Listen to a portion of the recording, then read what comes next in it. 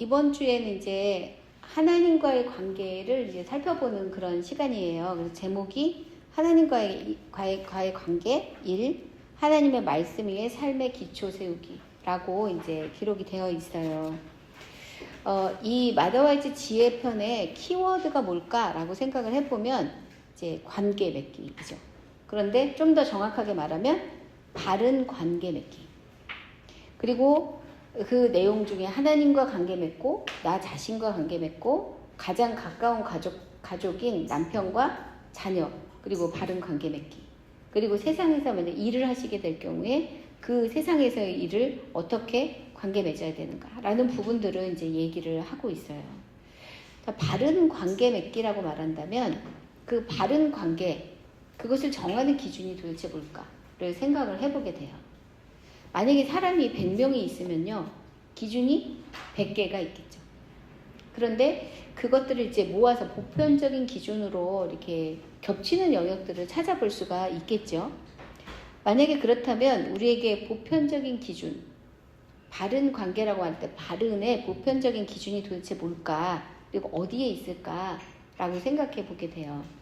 우리라고 말할 때, 우리라고 말할 때 우리는 이제 딸이기도 하고 아내이기도 하고 엄마이기도 합니다. 그러나 그거보다 더 중요한 존재로서의 우리가 있는데 그건 뭐냐면 성도예요. 그리스도인. 이곳에 모인 우리에게 가장 보편적인 기준 그리고 가장 중요한 기준은 바로 우리가 성도라는 겁니다. 우리의 배경이 어떠하든지 우리가 어떤 삶을 살았든지 예수 그리스도를 우리의 마음에 모신 이후로 우리의 정체성은 오직 하나예요. 성도. 집사, 권사 이거 다 띄고 성도. 그리고 나서 이렇게 예수님을 우리 안에 모시고 난 다음에 우리의 존재의 이름이 바뀌게 되고요. 정체성이 달라지게 됩니다. 그리고 예수님을 모신 이후에 이 생긴 이 다른 정체성은 우리의 모든 생활의 질서를 다시 새기게 하는 역할을 하게 돼요. 무게중심이 바뀐 거예요. 그리고 우리에게 중요하게 생각하는 것들이 달라져야만 하는 거예요. 그래서 그것들이 그대로 있을지언정 새롭게 자리를 잡아가야 하는 거예요. 자, 리모델링을 하고 여러분이 이제 뭐 도배를 하고 바닥을 하고 뭐 구조 변경을 막 하고 그러면 거기에다가 예전에 있던 가구들을 다시 넣은다고 생각해 보세요. 되게 달라질 거예요. 그리고 예전에 내가 이게 너무 좋아 라고 생각했던 것들이 그 세계에 그 리모델링한 그 집에 안 어울릴 수도 있어요. 물론 내가 정이 들어서 그거를 사용할 수는 있을지 몰라도 이전과는 다른 그런 의미를 갖게 되겠죠. 예수님이 내 삶의 주인이 된다는 얘기는 여기에 비교할 이상의 그런 일들이 우리 안에 일어나게 될 거예요. 겉은 똑같지만 우리 안에 있던 모든 세계가 무너져 버리고 새로운 세계가 생기게 되었다는 거죠. 근데 그 중심에 예수 그리스도가 계시다는 거예요. 우리가 인식하든 인식하지 못하든 우리가 성도라는 이름을 갖게 되면 이 중심이 나 자신에게서 실제로는 예수님께로 무게중심의 이동이 일어났다는 것을 말하고 있고요. 이렇게 일어난 사람을 성도라고 말하는 거예요. 그런데 이 무게중심이 일어났는데 이거를 인식하고 살아가는 사람이 있는가 하면 인식하지 못하고 살아가는 사람이 있어요. 이제 제가 대표적인 예였어요. 제가 회심이 40대 중반에 일어났다라고 얘기를 했는데 제가 모태신앙이거든요. 그러니까 예수님이 내 안에 아주 제가 어렸을 때 들어오셨지만 예수님이 제 삶의 주인이 되신 거는 40년이 지나서 일어났다는 거죠. 그리고 나서의 십몇 년은 저한테 비견할 수 없는 너무나 놀라운 시간이었어요. 성도라고 말할 때는 바로 이런 무게중심이 변한 것을 인식한 사람이라는 뜻입니다. 그저 교회만 다니는 사람이 아니라 나는 새로운 존재야. 내 삶에 중심이 생겼어. 그 중심이 바로 예수님이야. 라는 것을 인식하는 것을 알게 된 사람, 그 사람이 바로 성도라는 거예요. 그런데 이런 경험이 어떤 분들은 순간적으로만 일어난다고 생각하는 분이 있어요. 그리고 어떤 분은 일시적이거나 장소에 제한받는다고 생각하는 분들이 있어요. 즉 아주 은혜가 충만한 데 가면 그 일이 일어나고 그렇지 않은 곳에 있으면 또 다시 내가 주인이 되는 삶으로 다시 돌아올 수 있다고 생각하시는 분이 있다는 거예요. 그래서 여기서는 이런 정체성, 저쪽에서는 저런 정체성으로 살아도 별 문제 없다고 생각하는 사람이 있다는 거죠. 근데 정말 그럴까요? 요즘 요한복음으로 우리가 매일 묵상하고 기도하는데 어제 본문이 요한복음 10장이었어요. 근데 그 중에 그 10장 24절 26절에 이런 말씀이 있습니다. 유대인들이 애워싸고 이르되 당신이 언제까지나 우리 마음을 의혹하게 하려 하나이까? 그리스도이면 밝히 말씀하소서 하니 예수께서 대답하시되 내가 너희에게 말하였으되 믿지 아니하는도다. 내가 내 아버지의 이름으로 행하는 일들이 나를 증거하는 것이거늘 너희가 내 양이 아니므로 믿지 아니하는도다. 요한복음 10장에서는 예수 그리스도를 선한 목자, 또 양의 문으로, 그리고 성도는 그를 따름으로써 구원에 이르는 존재로 선포하는 그런 유명한 말씀이에요. 이 예수님이 자기가 누구인지를 이렇게 드러냈을 때 예수님을 따르는 사람들이 많아졌다. 이렇게 성경은 말하고 있는데요. 하지만 이것과 대비되게 분명하게 하나님의 일을 보여주는 예수님을 보면서도 계속 그를 의심하는 그룹들이 나와요. 유대인들, 율법을 누구보다 잘 알고 있다고 여겼던 그 사람들입니다. 그런데 그들이 율법을 잘 아는데, 성경은 잘 아는데 예수가 그리스도이심을 부정해요. 그러니까 그들을 향해서 예수님이 뭐라고 말씀하시냐면 너희가 내 양이 아니라서 믿지 않는 거야 라고 얘기를 하세요. 그리스도가 행하시는 하나님의 일을 보고도 그리스도를 부정하고 믿지 않는 것, 그것은 예수께 속하지 않았기 때문이라는 말씀입니다. 즉 성도가 아니라는 거예요. 아까 근데 기억하셔야 돼요. 유대인들이 율법을 누구보다도 잘 알고 있었던 사람이고요. 누구보다도 하나님을 잘 섬긴다고 생각했던 사람들이에요. 그런데 예수님은 그들이 하나님을 알지 못한다. 성도가 아니다 라고 말하고 계시다는 거죠. 이 성도의 정체성은 예수 그리스도를 믿는 믿음으로 규정이 돼요. 그리고 그 믿음은 주님이 일하고 계시는 우리의 삶의 전반적인 부분에서 일어나고 있는 반응이에요. 교회에서만 쓰는 믿음이 아니라는 거예요. 우리의 삶의 모든 영역에서 예수님이 내 삶의 주인이 되시는 것을 드러내는 사람이 성도라는 거고, 성도라는 정체성을 가지면 우리가 어디에 있든지 성도로서 살 수밖에 없는 존재가 된다는 거예요. 삶의 모든 영역에서 예수님이 그리스도이십니다 라고 고백하고 믿어야 진짜 성도라는 뜻인 거죠. 지금 우리가 마더에즈 지혜편을 이제 자원에서 들어오셨어요. 끌려오신 분 있으신가요? 예, 다 자원에서 들어오셨어요. 우리는 무엇보다도 좋은 엄마, 지혜로운 엄마가 되고 싶어요. 그리고 지혜로운 그 사람으로 살고 싶어 하는데, 이 일이 이루어지기 위해서 최우선적으로 가장 중요한 조건이 뭐냐라고 말한다면 바로 제대로 된 성도가 되는 거다. 그 이야기를 이 교재 또 지난번에 했던 자유편에서도 이야기를 하고 있어요. 일주일 동안 우리가 이제 처음으로 이 문제를 우리가 이제 확인해 볼 건데요. 무엇을 확인해 보냐면 하나님과 내가 바른 관계 안에 서 있는지, 내가 진짜 성도인지를 이제 말씀으로 확인하실 겁니다. 제일 중요하게 먼저 확인해야 되는 문제는요, 내가 분명 거듭났나 라는 부분이에요. 다른 어떤 것들을 내 삶에 이렇게 쌓아 올리기 전에 먼저 해야 될 것은 내가 예수 그리스도로 인하여 구원받은 자인가를 분명하게 확인하는 거예요. 그냥 교회만 다니는 사람 아니고요. 예수님이 내 안에 오셔서 나의 구세주가 되셨다는 것을 고백하는 거예요.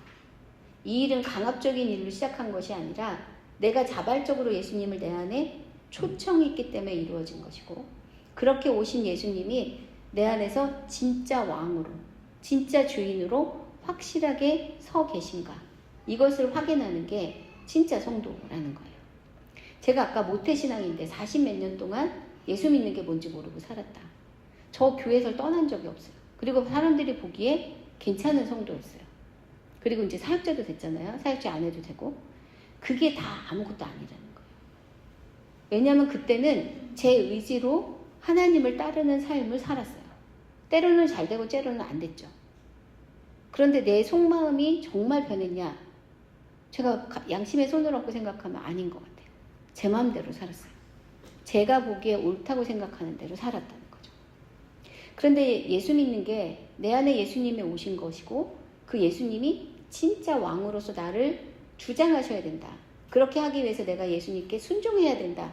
그걸 알게 된 게 저는 회심이라고 생각하는데 그때 이후로 10년 동안은 겉모양은 비슷하지만 제가 행하는 행동들이 변화하기 시작했다는 거고 그 변화가 이제 한 10몇 년 지나가니까 이제 자연스러워지기 시작했어요. 알게 모르게 내가 그렇게 맺고 싶었던 열매들이 제 삶에서 이제 나타나게 되는데 뭐 예를 들어서 이제 며칠 전에 남편이 그러더라고요. 요즘 제가 화를 안 낸대요. 제가 완전히 화라산이었거든요. 화가 팍 터지고 그러면서 남편이 너무 당황스러운 게 언제 터질지 몰라서 어떨 때는 괜찮다가 어떨 때는 화내고 그러면 이 여자가 정말 이상한 사람인가 라고 생각을 했었다는데 여러분 다 아시죠? 그거 참다가 터진 거. 근데 그게 요즘이 없어졌다는 거예요. 화가 안 나요. 참을 화가 없어졌어요. 너무 신기한 거예요. 예수님이 내 안에 왕이 되시면 내 안에 주인이 되시면 내 삶에서 화낼 일이 없어지더라고요. 왜냐하면 내 안에 일어나는 모든 일이 주님의 일이에요. 나는 그분께 순종하기만 하면 돼요. 그 일이 너무 자연스러워지니까 화낼 일이 없어지게 된다. 구원의 역사가 이렇게 일어난 사람이 하나님과 바른 관계를 맺을 수가 있어요. 우리가 아무리 하나님과 좋은 관계를 맺으려고 노력한다 하더라도 그 인류는 이것이 그러니까 일어날 수가 없는 일이라는 것을 성경에서 말해주고 있어요. 여러분 신앙생활 오랫동안 했지만 신앙생활이 너무 어려워 라고 말한다면 지금 하나님께서 내 안에서 자연스럽게 행하시는 일들을 보지 못하고 있다는 증거예요. 내가 그 일을 위해서 수고하고 애쓰고 있고 그것 때문에 내가 너무 피곤하고 탈진한 상태라는 것을 말해주고 있는데 이 하나님과의 관계, 바른 관계 안에 있다는 것은 내가 분명한 성도로 먼저 서야 한다는 것을 너무나 정확하게 얘기를 해주고 있어요. 그래서 이 공부를 시작하기 전에 우리가 해야 될 일은 내가 진짜 성도인가? 내 안에 예수님을 마음으로 영접하셨습니까? 네. 그 예수님이 진짜 내 안에 주인이십니까? 네, 혹은 아니요. 그 내 안에 왕이 되신 이 예수님이 나의 삶 속에서 말씀하실 때 내가 100% 순종하고 있습니까? 예, 혹은 아니요. 이 대답을 지금 하셔야 된다는 거예요. 이 대답이 돼야 그 다음의 이야기들을 할 수가 있어요. 시편 1편 말씀이 이제 교재에도 나오는데요. 복 있는 사람은 악인들의 꾀를 따르지 아니하며 죄인들의 길에 서지 아니하며 오만한 자들의 자리에 앉지 아니하고 오직 여호와의 율법을 즐거워하여 그의 율법을 주야로 묵상하는도다. 그는 시냇가에 심은 나무가 철을 따라 열매를 맺으며 그 잎사귀가 마르지 아니함 같으니 그가 하는 모든 일이 다 형통하리로다. 우리가 너무 간절히 원하는 일이잖아요. 그런데 그 일이 일어나기 위해서는 1번, 2번이 1절, 2절이 필요한데 악인의 꾀를 따르지 아니하고 죄인의 길에 서지 아니하고 오만한 자의 자리에 앉지 아니하고 우리가 이제 성경에서 보니까 이거 그렇지 너무 당연히 그래야지 라고 생각하지만 실제로 세상에서의 일을 한번 생각해 보세요. 잘못된 꾀를 따르지 아니하면 돈을 벌 수가 없어요. 어떤 유익을 얻을 수가 없어요.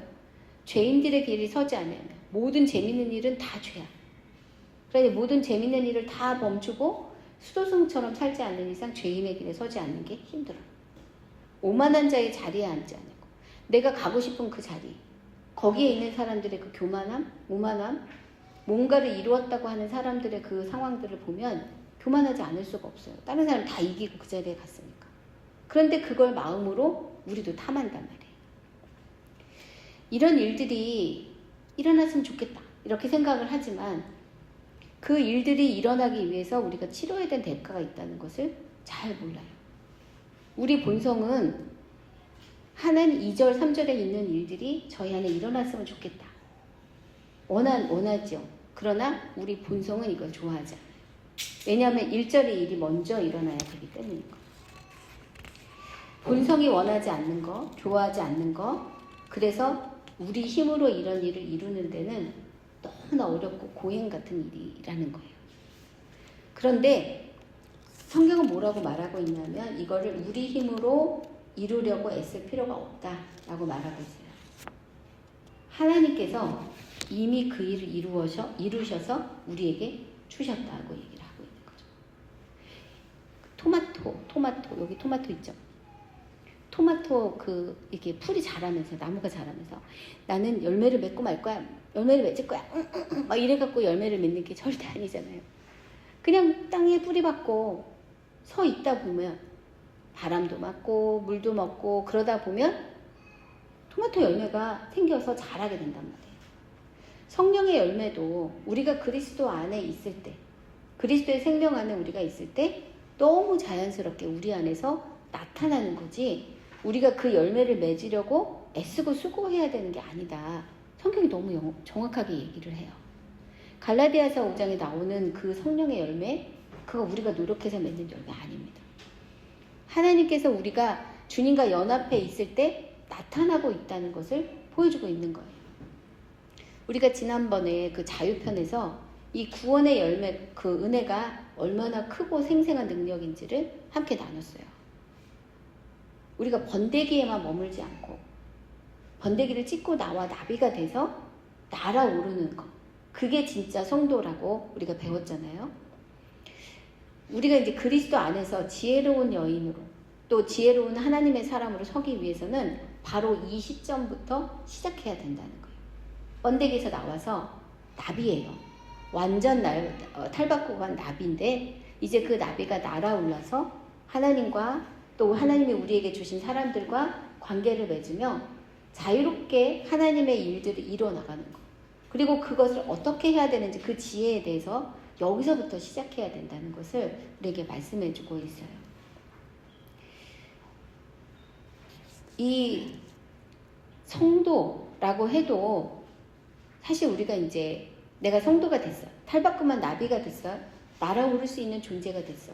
그거를 인식하는 것만으로 모든 문제가 해결되지는 않아요. 왜냐하면 우리가 그리스도인이 됐다고 해서 아무 문제 없는 삶을 살겠다고 하나님이 약속해 주지 않았기 때문인 거예요. 하나님의 약속을 분명히 아셔야 돼요.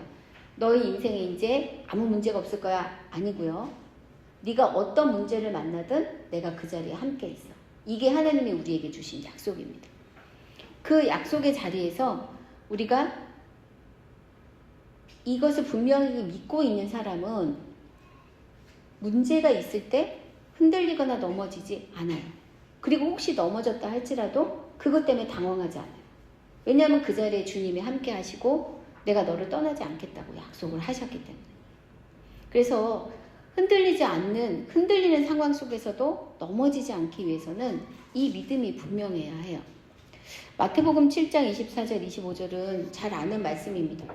누구든지 나의 이 말을 듣고 행하는 자는 그 집을 반석 위에 지은 지혜로운 사람 같으리니 비가 내리고 창수가 나고 바람이 불어 그 집에 부딪히되 무너지지 아니하나니 이는 주추를 반석 위에 놓은 까닭이요.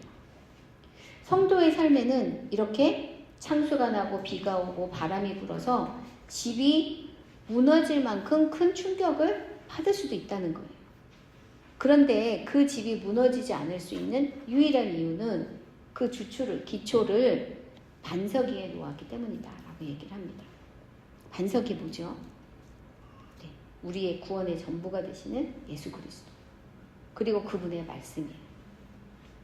이 상황에 우리가 있을 때, 이 믿음에 있을 때 우리가 어떤 상황에도 어떤 사람도 우리를 흔들어서 넘어뜨리지 않을 수 있다. 이것이 우리에게 주시는 약속이에요. 여러분, 이 교재에 보면 비와 홍수와 바람 같은 우리의 삶의 그 형편들에 대한 이렇게 리스트들이 나와요.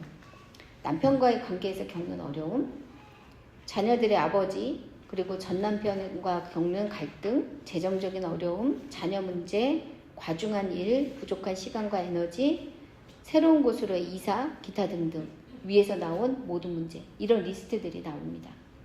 여기에 첨가하고 싶은 문제들이 우리 안에 여러 개가 있을 수 있어요. 문제가 없어지진 않아요.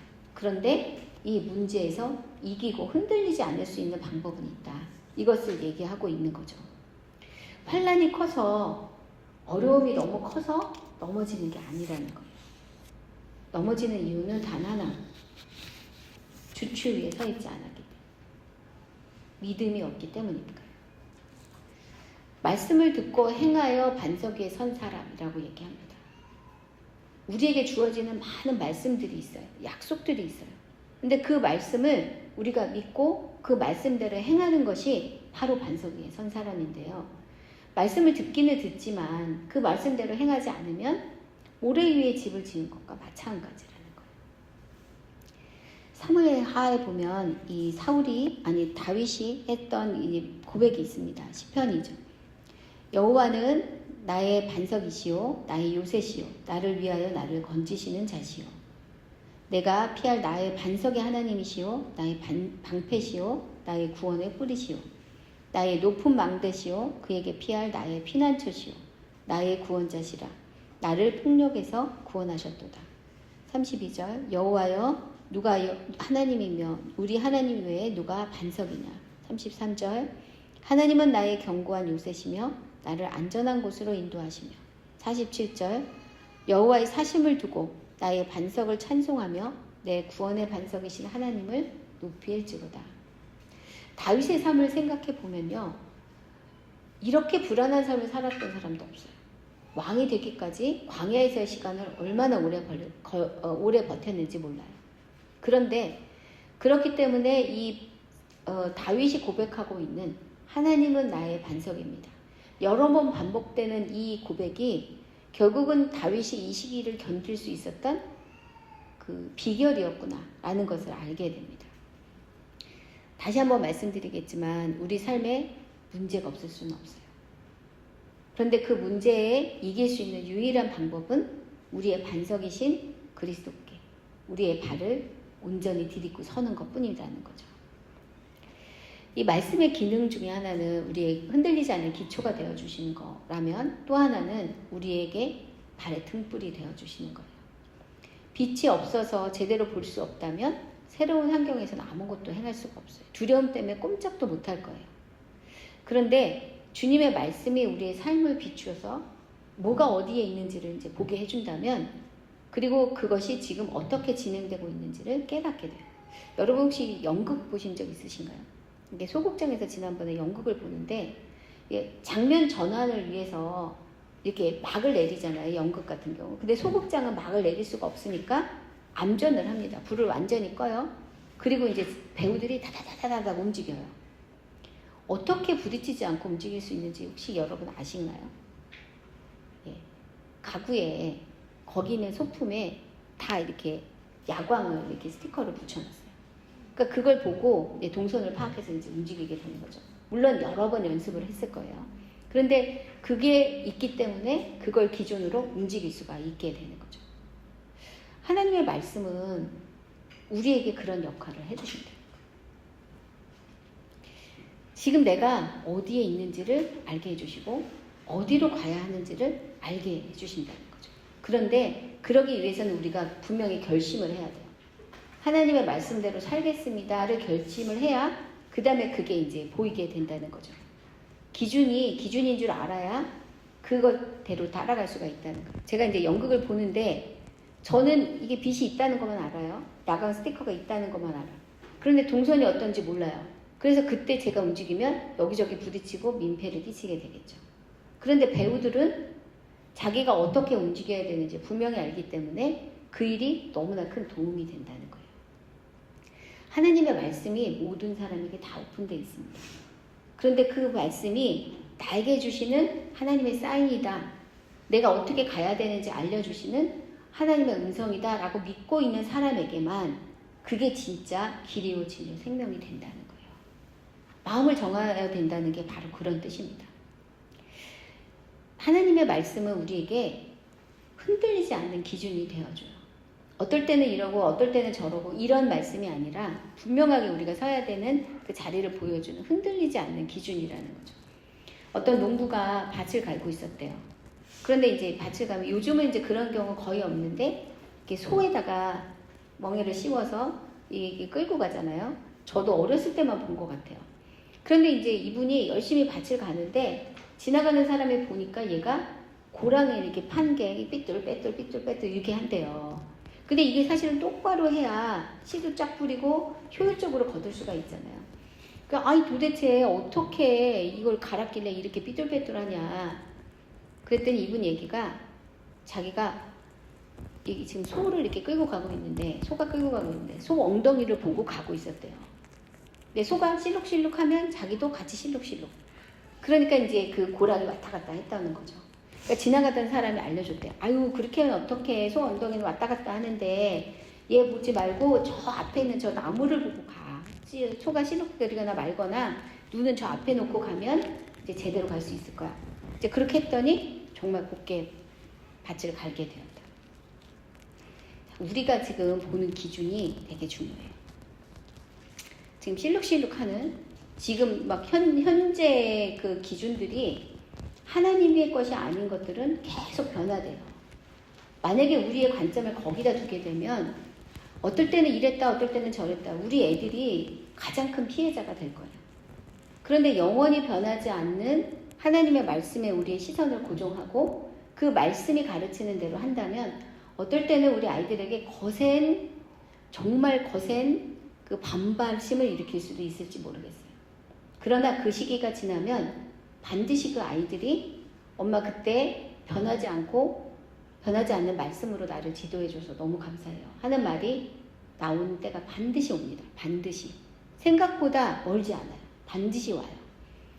그래서 우리의 그 눈을 변함이 없는 하나님의 기준에 고정하는 게 필요해요. 여러분 이제 이번에 예습할 때 3일째 되는 날은 시편 119편을 묵상하도록 인도합니다. 굉장히 길어요. 176절까지 있어요. 그래서 우리 지난번에 동행기도문으로 이거 기도할 때도 8번인가로 나눠서 했어요. 한꺼번에 못하고. 근데 이 말씀을 통해서 하나님의 말씀이 얼마나 아름다운지 정교한지 영원한지에 대한 그 노래가 이제 119편인데 이 말씀을 이제 공부하실 때 하나님의 말씀이 얼마나 아름다운지 얼마나 깊은지 얼마나 변함없는지를 이렇게 헤아려 보는 시간이 되었으면 좋겠어요. 그 시간 동안 그저 그래 그렇지 이런 좋은 말이야 이렇게 동의만 하고 지나가지 마시고요. 마음의 결단을 하셔야 돼요. 이 말씀대로 내가 살겠다. 하나님의 말씀을 내가 나의 결론으로 삼겠다. 이렇게 결단을 해야 그 다음에 일이 일어나거든요. 우리가 그렇게 많이 예배드리고 그렇게 많이 말씀을 듣고 그렇게 많이 찬양을 듣고 설교를 들어도 변함이 없는 이유가 뭘까? 결단을 안 하기 때문인 거예요. 정말 좋은 말씀에 은혜 받았어. 그리고 그냥 끝나기 때문에 우리 삶에 변화가 없어요. 그런데 한 말씀을 들었어도 하나님 제가 그 말씀대로 살겠습니다. 결단하는 게 있으면 한 걸음의 진보가 반드시 있어요. 우리 예배 드리면 마지막에 꼭 결단 찬양 있잖아요. 결단 찬양. 그게 그냥 듣기 좋으라고 결단 찬양이 아니고요. 말씀을 들었으니 마음을 정하십시오. 라는 그 내용을 거기에 담고 있는 거예요.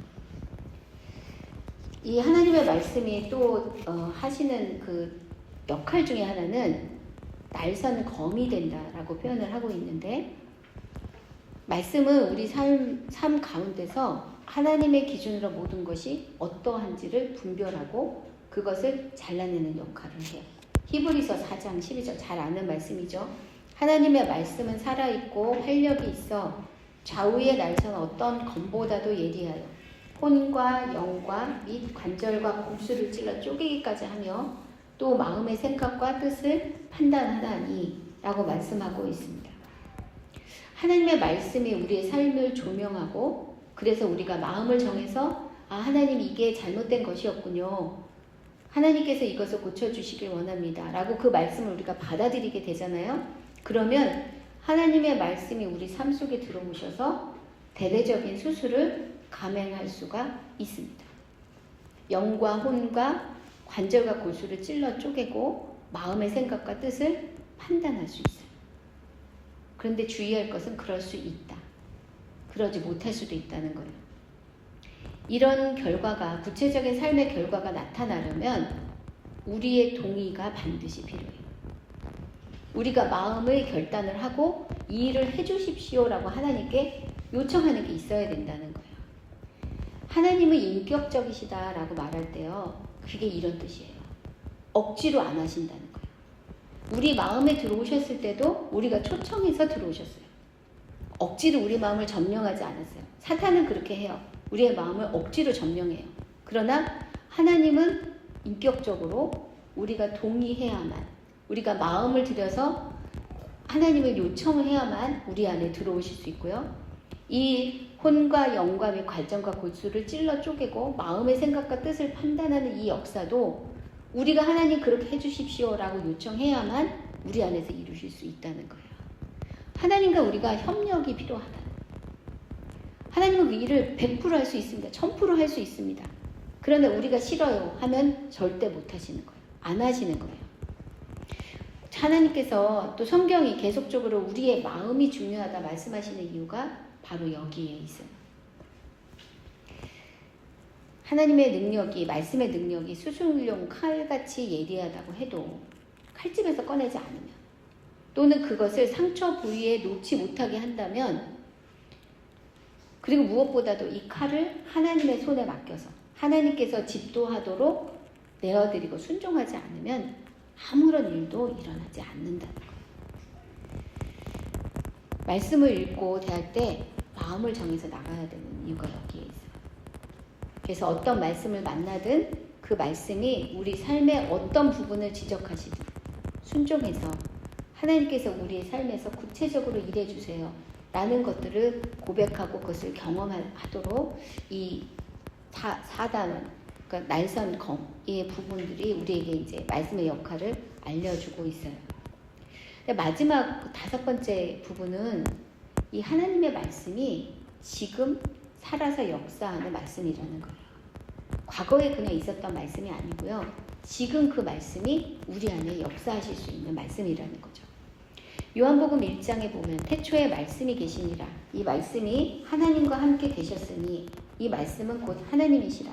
14절에는 말씀이 육신이 되어 우리 가운데 거하시매 라고 말하고 있는데요. 말씀이 육신이 되어서 내게 오셨어요. 왜 오셨을까요? 계실 때도 많은데 왜 하필이면 나에게 오셨을까? 오늘 지금 나에게 말씀하시기 위해서 오신 거예요. 때로 우리가 주님이 오신 이유를 오해하시는 분이 있으세요. 주님이 나를 부려먹으려, 나의 재물이 필요해서, 나의 능력이나 달란트가 필요해서 나에게 오셨어 라고 생각하시는 분이 있는데, 천만의 말씀이죠. 주님을 몰라도 너무 모르는 생각이에요. 사실 우리 닦아놓고 얘기해서 하나님이 어떤 일을 하기 위해서 부르신다면 나를 불렀겠어요. 나보다 능력 있는 사람, 재능 있는 사람, 돈 많은 사람 얼마나 많은데 나를 부르셨겠냐고. 하나님께서 주님이 우리를 부르시고 우리 안에 거하시는 이유는 딱 한 가지예요. 밥 먹으려고. 우리랑 교제하시려고. 그게 우리를 부르시는 유일한 목적입니다. 계시록 3장 20절. 볼지어다 내가 문 밖에 서서 두드리노니 누구든지 내 음성을 듣고 문을 열면 내가 그에게로 들어가 그와 더불어 먹고 그는 나와 더불어 먹으리라. 이 말씀은 라오디게 교회에게 하신 말씀이에요. 차지도 덥지도 않고, 그래서 너무 속을 미식미식하게 만드는 그 미적지근한 그 온천수처럼 복음을 알지만 그것에 전심하지 않고 적당한 거리를 유지하며 살아가고 있는 그 사람들, 그런 것을 부끄러워하지도 않고 절박하게 예수님을 원하지도 않는 그 태도에 대해서 주님이 일침을 가해요. 돌이키지 않으면 심판이 있습니다. 그런데 바로 심판하지 않고 이렇게 말씀을 먼저 해주시는 이유, 그들이 돌이켜서 하나님, 예수님과 이렇게 함께 밥 먹는 교제의 자리로 나오기를 원하셨기 때문인 거죠. 성경이 이렇게 많이 내가 앞으로 심판할 거야, 심판할 거야, 심판할 거야 라는 말씀이 계속 있는 이유는 내가 너에게 지금도 기회를 주고 있다, 기회를 주고 있다, 지금도 돌이켜도 듣지 않아, 이런 말씀은 초청의 말씀이라는 거예요. 그러면 차지도 덥지도 않은 이유, 복음을 알지만 전심이지 않은 이유는 도대체 이유는 도대체 뭘까? 주님하고 친밀하게 교제하지 않기 때문인 거죠. 함께 밥 먹는 그런 친밀함이 없어서 그냥 대면대면하게 살고 있어서 구원을 받고도 띠듯미짓하게 살면서도 이것이 아무런 문제가 없다고 생각하고 살고 있다는 거예요. 주님은 역사 속의 그런 위인 아닙니다. 연예인도 아니고요. 멀리 계신 분도 아니에요. 지금 이미 우리 안에 오셔서 나와 매일 교제하며 살기 원하시는 그런 분이시라는 거예요. 계속 밥 먹고 교제하면 어떤 일이 일어날까요? 예, 친해지겠죠. 네, 여러분 목사님하고 밥 먹어보신 적 있어요? 김승현 목사님하고. 예, 생각만 해도 너무 불편해 막 이러시지만 계속 밥 먹다 보면 예, 편해져요. 그리고 목사님이 이런 생각을 하시는구나. 난 되게 좀 다른 사람인 줄 알았는데 나랑 똑같네. 뭐 이런 생각도 하고 이런 반찬 좋아하는구나. 이 사람에 대해서 소소하게 알게 되잖아요.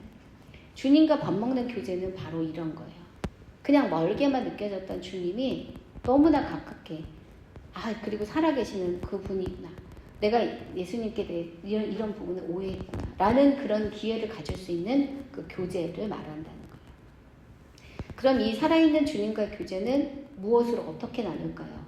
예, 말씀과 기도로 나눕니다. 디모데후서 3장 16절 17절 모든 성경은 하나님의 감동으로 된 것으로 교훈과 책망과 바르게 함과 의로 교육하게 유익하니 이는 하나님의 사람으로 온전하게 하며 모든 선한 일을 행할 능력을 갖추게 하려 함이라. 신명기 8장 3절에는 이런 말씀도 있습니다. 너를 낮추시며 너를 줄이게 하시며 또 너도 알지 못하며 내 조상들도 알지 못하던 만나를 내게 먹이신 것은 사람이 떡으로만 사는 것이 아니요 여호와 입에서 나오는 모든 말씀으로 사는 줄을 내가 알게 하려 하십니다. 하나님의 말씀을 읽으면서 주님의 마음을 알게 되고 기도를 통해서 내 마음을 주님께 알리고 기도하는 과정 가운데 다시 주님의 음성을 듣고 또 내 결단을 올려드리고 이런 역사들이 계속 일어날 때 이런 것들을 하나님께서 원하시고 우리 안에 지금 오신 거라는 거죠. 근데 우리 마음속에 찾아오셨어요. 이 지혜편은 이 하나님의 마음을 듣고 반응하는 일부터 시작을 합니다. 내가 진짜 성도인지를 확인해 보시고 그리고 매번 이제 우리가 만나게 될 그 말씀이 우리 안에서 제 역할을 감당할 수 있도록 우리의 마음을 여는 것이 두 번째 우리가 해야 될 일인 거예요. 하나님, 제가 지금 어디 가고 있는지 드러나게 보여주세요. 혹시 수술할 영역이 있으면 깨닫게 해주시고 하나님, 제가 정말 전심으로 예수님을 초대하니 제 인생에 그 일을 행해 주세요. 그리고 지금 다른 때가 아니라 지금 3년 전, 10년 전 그 은혜 받은 일 말고 지금 오늘 아침에 조금 전에 나에게 말씀하시는 것을 제가 듣고 그 말씀에 온전히 순종하게 주님 인도해 주세요. 여기부터 이제 시작하는 겁니다. 아까도 말씀드린 것처럼 말씀을 읽어야 되는 분량들이 제법 많이 있어요. 열심히 성실하게 예습하시는 게 필요합니다. 그리고 지금 여러분 같이 있는 그 테이블의 사람들을 위해서 많이 중보해 주세요. 그러니까 내 기도는 잘 안 돼도 다른 분들을 위해서는 기도 열심히 잘 하시잖아요. 같이 중보해 주셔서 하나님, 우리 이 테이블에 같이 있는 분들이 한 사람도 낙오되지 않고 하나님의 뜻 가운데 온전히 설 수 있도록 하나님 인도해 주세요. 그래서 우리가 이 과정이 끝났을 때 주님이 우리 안에 행하신 일이 너무 멋지다. 이것을 서로 고백하고 나눌 수 있도록 하나님 인도해 주세요. 그렇게 같이 기도했으면 좋겠습니다. 지금 우리 한 3가지 제목으로 기도하길 원하는데 첫 번째는 무엇보다 우리의 구원의 확신을 점검합시다. 내가 정말 거듭난 사람인지, 만약에 이것이 분명하지 않다면 오늘 다시 여러분 마음의 결단을 주님께 올려드리시면 돼요. 하나님, 제가 예수님이 내 안에 계신 것을 알면서도 예수님을 주인으로 모시고 살지 않았습니다. 지금까지는 그게 필요한지 몰랐고 이렇게 중요한지 몰랐습니다. 근데 오늘 지금 알았으니 이제 예수님을 내 마음의 주인으로 모시고 살겠습니다. 근데 진짜 시작을 해보고 싶습니다. 제 인생에서도 우리 가정에서도 오늘 이 순간이 너무나 중요한 그 시간이라는 것을 주님, 제가 알게 하시고 결단하게 해주셔서 감사합니다. 두 번째는 주님의 말씀을 더욱 사랑하게 해주십시오. 기도하겠습니다. 계속 말씀을 읽지만 그 습관을 쫓아서 읽고 있었던 그 태도들이 이제 다시 살아나게 해주십시오. 주님을 인격적으로 만나고 그 주님을 만나는 과정 가운데 주님의 내 안에서 어떤 일을 말씀을 통해서 행하시는지를 더 기대하게 해주시고 말씀을 읽을 때마다 더 사랑하는 은혜가 있게 해주십시오. 그리고 세 번째는 우리 테이블로 같이 만난 모든 분들을 서로 말씀으로 격려하고 중보로 세워가는 이 시간이 되게 해주십시오. 우리가 너무나 작은 존재들이지만 중보하고 기도하는 가운데 주님이 구체적으로 우리에게 행하시는 그 증거들을 쌓아갈 줄로 믿습니다. 하나님, 저희 안에 일하실 때 저희가 주님을 주목해보고 순종하는 시간, 특별히 기도로 서로를 세워가는 시간이 되게 해주십시오. 이 세 가지 기도 제목으로 함께 기도하겠습니다. 아버지 하나님, 정말 그렇습니다. 주님, 저희가 성도임을 주님 저희가 망각하지 않고 살게 해주십시오. 하나님, 예수 그리스도가 내 안에 오셨지만 주님을 주인으로 모시고 살지 않았던 시간들을 회개하며 돌이키며 하나님, 이제 정말 예수님이 내 삶의 주인 되심을 선포하며 하나님 그 은혜를 힘입어 살아갈 수 있도록 하나님 이끌어 주시기를 기도합니다. 주님께서 약속하시고 한 번도 변개한 적이 없는 하나님 이 역사 가운데 주님 저희가 다시 결단하며 마음을 올려드리오니 하나님의 일하심을 더 온전히 볼 수 있도록 하나님 이끌어 주시기를 간절히 소원합니다. 하나님께서 보시는 하나님 우리의 마음의 결단을 주님께 올려드리오니 아버지 하나님, 정말 우리가 무슨 일이든 내 뜻대로 하나님 또한 내 힘으로 하겠다고 결심하지 않게 하시고 주님께서 이미 행하신 일을 저희가 믿음으로 누리겠다 결심할 수 있도록 아버지 하나님 이끌어 주시기를 간절히 소원합니다. 하나님, 저희가 또 이 기간 동안 열심히 주의 말씀을 배우기를 원합니다. 하나님께서 주시는 그 말씀을 대할 때 우리의 눈을 열어 주옵소서. 주님께서 하시고자 하는 말씀을 제대로 알아들을 수 있도록 인도해 주시고 이 말씀 가운데 우리의 삶을 다시 한번 세워나가는 놀라운 역사가 있도록 주님 이끌어 주시기를 간절히 소원합니다. 하나님, 그리고 우리 이 기간 동안에 테이블로 만나게 해주신 지체들 간에 하나님 서로 중보하고 세워가는 은혜가 있도록 인도해 주옵소서. 하나님께서 이 특별한 그 멤버들을 하나님 우리 지체들을 붙여주셨으니 서로 중보하는 가운데 하나님의 은혜를 더욱더 기뻐하며 정말 즐거워하는 시간 되게 하시고 하나님 우리 삶 가운데 정말 주님이 보내주신 하나님의 사람들로 인하여 하나님께서 주시는 은혜를 100% 200% 아버지 하나님 온전히 누리는 그런 놀라운 시간이 될 수 있도록 주님 이끌어 주옵소서. 아버지 하나님께서 진행하실 줄로 믿습니다. 하나님, 저희가 이제 마더와이즈 지혜편을 들어갑니다.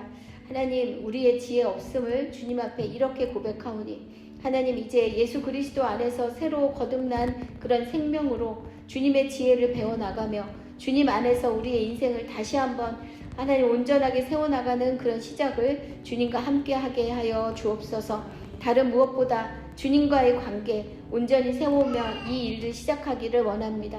우리에게 허락하신 구원의 확신이 더 분명하게 인도해 주시고 아버지 예수 그리스도 안에 우리의 인생을 살아가기를 그 쌓아가기를 다시 한번 결단하며 주님 앞에 서게 주님 인도해 주옵소서. 마음을 올려드리는 지체들 한 사람 한 사람을 주님 이끌어 주실 줄로 믿습니다. 하나님, 이번 한 주간 동안 주의 말씀 앞에 설 때마다 우리의 눈과 마음을 열어주시고 그 깊은 뜻과 하나님의 계획을 또 주님의 마음을 알 수 있도록 인도해 주옵소서. 서로를 위해 함께 중보하는 가운데 우리의 영이 함께 살아나는 은혜를 누릴 수 있도록 인도해 주시고 우리가 계획하고 결심한 것보다 항상 더 크고 놀랍게 역사하시는 주님을 깊이 만나는 시간 되도록 인도해 주옵소서. 우리와 함께 하시고 이끄실 주님을 찬양하며 예수님의 이름으로 기도합니다. 아멘. 아멘. 우리 서로 축복하며 찬양하겠습니다. 지난 찬양이 너무 길어서요. 이번에 짧고 힘있는 축복 찬양으로 골랐습니다.